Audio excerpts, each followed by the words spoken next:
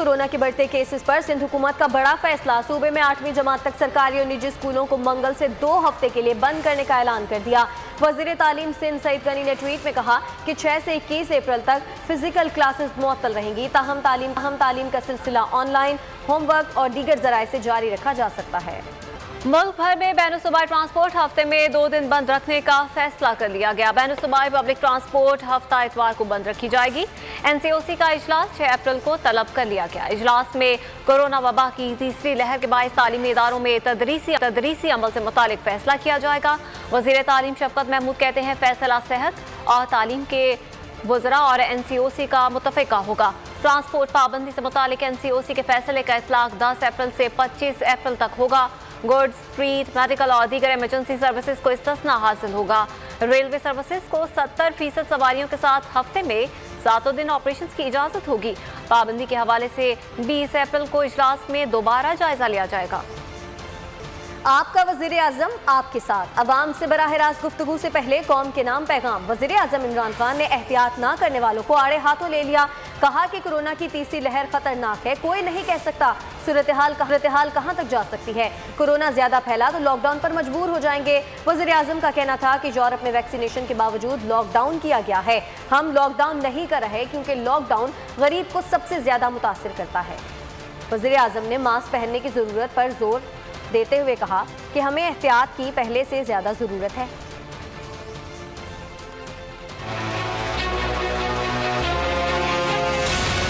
Corona का ये जो तीसरा वेव, ये सबसे खतरनाक, अपने मुल्क की खातिर, अपने आप के लिए, अपने मुल्क के लिए, अपनी कौम के लिए, अपने लोगों के लिए खास ताकीद करता हूँ कि ये जो सबसे आसान चीज मास्क पहनना, ये सबसे मैं ताकीद करता हूँ कि मास्क पहनना शुरू करें। जिधर आप जाएं मास्क पहनें। इसका कोई खर्चा भी कुछ नहीं है, इससे फायदा भी बहुत ज्यादा है। बिल्कुल परवाह नहीं कर रहे, बाहर पब्लिक जा रहे हैं, कोई फिक्र नहीं कर रहा। और उसका बड़ा खतरनाक हो सकता है कि अगर ये फैल गया इसका तो बहुत बुरा इम्पैक्ट पड़ेगा और हम मजबूर हो जाएंगे कदम उठाने। इसलिए अपनी भी मदद करें, अपनी कौम की मदद करें। ये जो मास्क है ये मैं सबसे ताकीद करता हूँ कि जरूर पहनना शुरू करें। बसेस में बैठे, गाड़ियों में बैठे, जिधर भी पब्लिक हो मास्क। और आलमगीर वबा से बचने के लिए इंतजामिया हरकत में आ गई। पंजाब में SOPs की खिलाफ वर्जी पर कार्रवाइयां। लाहौर में मास्क ना पहनने वाले 525 अफराद के खिलाफ मुकदमा दर्ज। मजमूई तौर पर 1073 मुकदमा दर्ज किए गए। पाकपतन में बगैर मास्क घूमने पर 15 अफराद को धर लिया गया।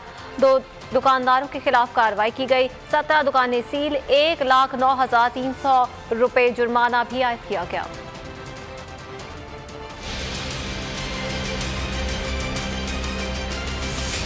कोरोना ने दी फिर टेंशन, इंतजामिया भी है निमटने के लिए इन एक्शन। पंजाब में कोरोना SOPs की खिलाफ वर्जी पर क्रैकडाउन।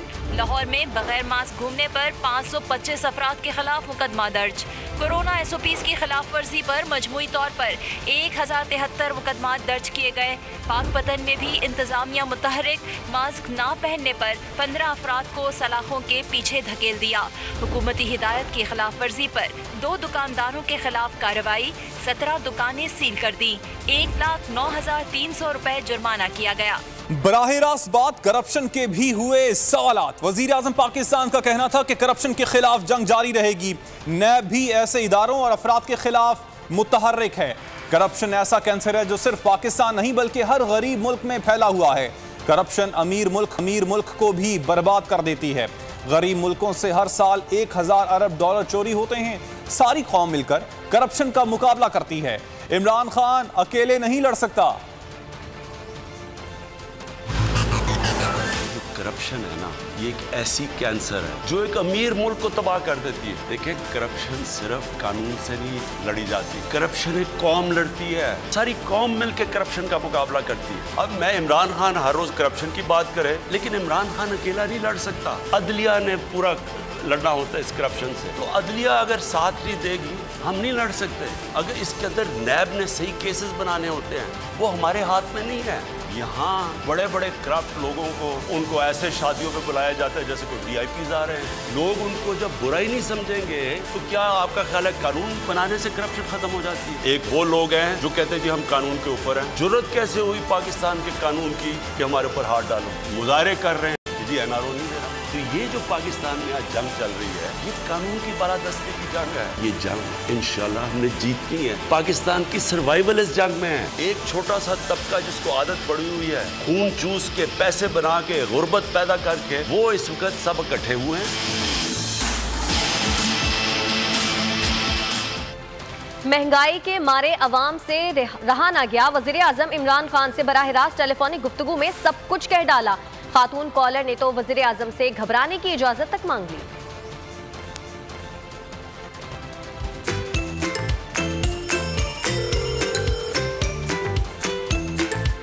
कोरोना वायरस का हमला हो या महंगाई के ताबड़तोड़ वार, वजीर आजम इमरान खान ने हर मुश्किल वक्त आवाम को बस एक ही मशवरा दिया, आपने सबसे पहले घबराना।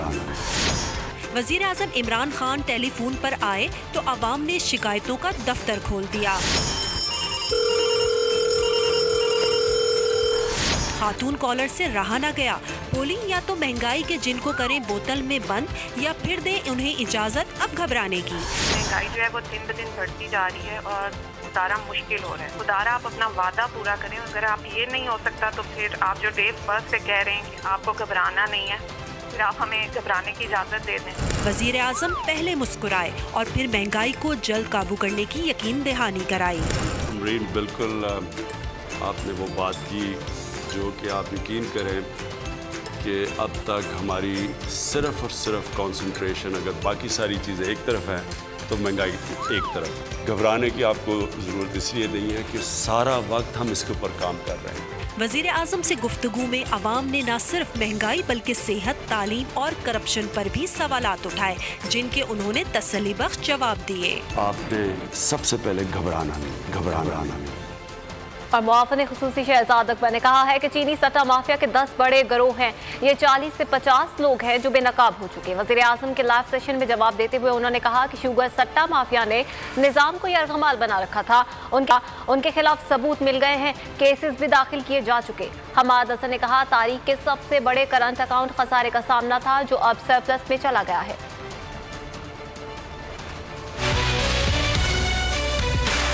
सट्टेबाजों का 40 से 50 लोग हैं इन टोटल। 10 बड़े गिरोह हैं, कुल अफराद 40 हैं। पूरे निज़ाम और मुल्क को हॉस्टेज बनाया हुआ था। वो तमाम लोग बेनकाब हो गए हैं, उनके खिलाफ केसेस दाखिल हो गए हैं और वो बाकायदा सबूत मिले हैं कि किस तरह से अरबों रुपए की मनी लॉन्ड्रिंग भी की जा रही थी। इस याद हमारा करंट अकाउंट का खसारा जो तारीख का सबसे बड़ा था जो हमें मिला था वो सरप्लस में चला गया। 17 साल के बाद वो सरप्लस के अंदर गया। आलमी इदारे जिन्होंने आपके वजीर आज़म बनने से पहले मईशत को डाउनग्रेड किया था पाकिस्तान की, उन्होंने आपके 1 साल के हुकूमत संभालने के बाद ही पाकिस्तान की मईशत को अपग्रेड करना शुरू कर दिया। उसके बाद जब हम ये अभी सफ़र तय कर रहे थे मुस्तहकम होने का, हमारे फॉरेन एक्सचेंज रिजर्व्स में बढ़ावा आना शुरू हो गया, तो कोविड की वबा आ गई। तो हमने एक हिकमत अमली से हम चले, हमने मगरबी पॉलिसीज़ को अंधाधुन फॉलो नहीं किया, तो हमें सिर्फ 0.4% कॉन्ट्रैक्शन यानी सुकड़ाव नज़र आया और वो भी हमने बड़ी जल्दी कवर कर लिया।